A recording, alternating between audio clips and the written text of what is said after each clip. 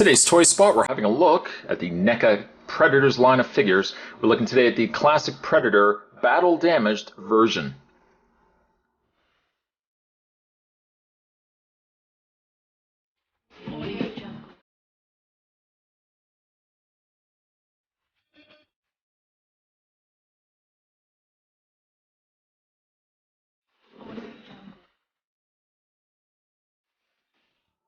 I know what you're thinking. I thought the same thing initially as well.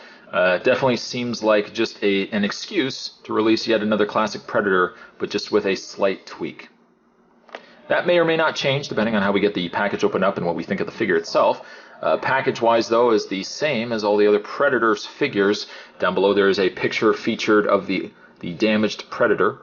Classic Predator. It's always funny when they say classic Predator as opposed to the rest of the Predators. And we always seem to know, as soon as they say classic Predator, we always say, oh, right, yeah, the classic Predator. I know exactly what you're talking about. Which is, it's funny, but it's true. On the back of the package, a closer look of the actual figure with his damaged helmet there. Other figures that you can get from this line, aside from the classic damaged Predator, we've also had the unmasked Berserker Predator, as well as the Tracker Predator as well. The read-up says, a bold new chapter in the Predator universe shot under the creative auspices of Robert Rodriguez.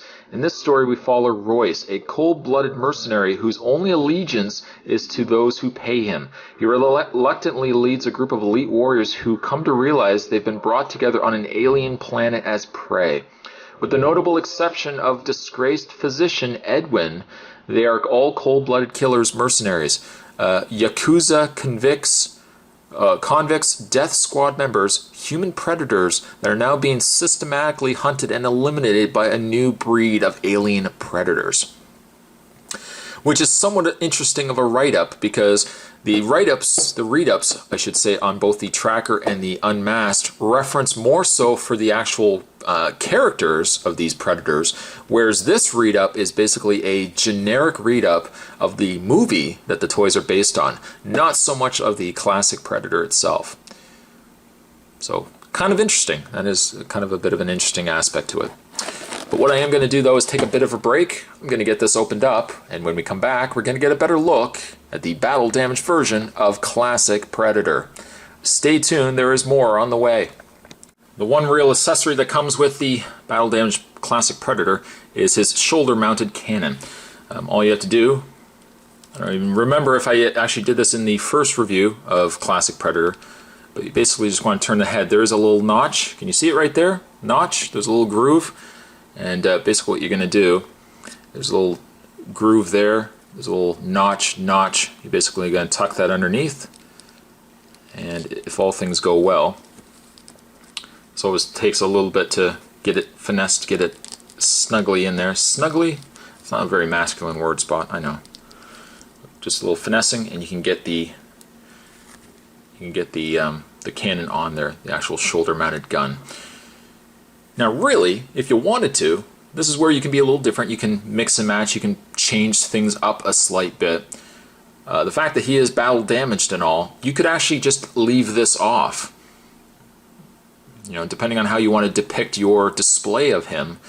If he is this damaged, you know, with everything else that's going on wrong with him, this could be left off too. This could be the first thing that maybe the Predator has lost, or was knocked off or damaged during his whatever battle that he was in.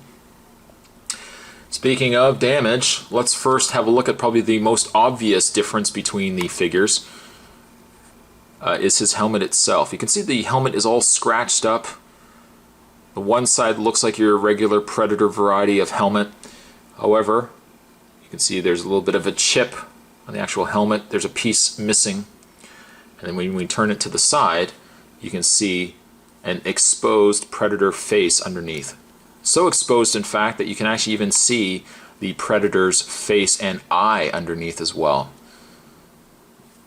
Also, again, all this scratch work done on the mask at the top there.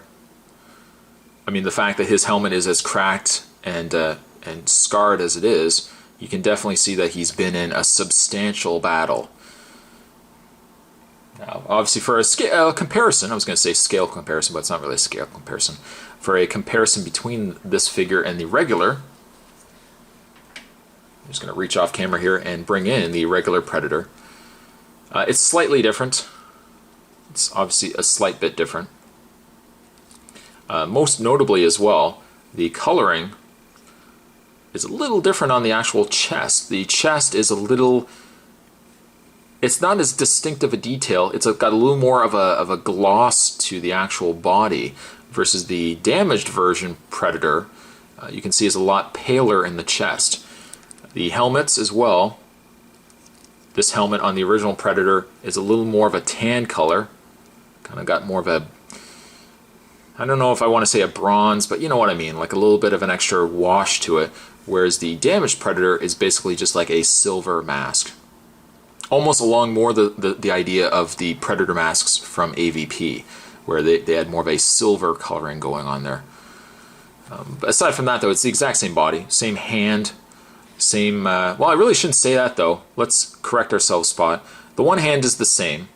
The other hand is closed-fisted on the original, whereas the damaged version has open hands on both. I can also see, too, that the blade itself on the Predator is a little nicer on the damaged version than that of the regular original. It's got a little more of a metallic coloring, whereas the original classic Predator is kind of just more of a matte gray. The brown is a little more obvious on this figure as well, whereas the original classic Predator had a darker color going on there as well.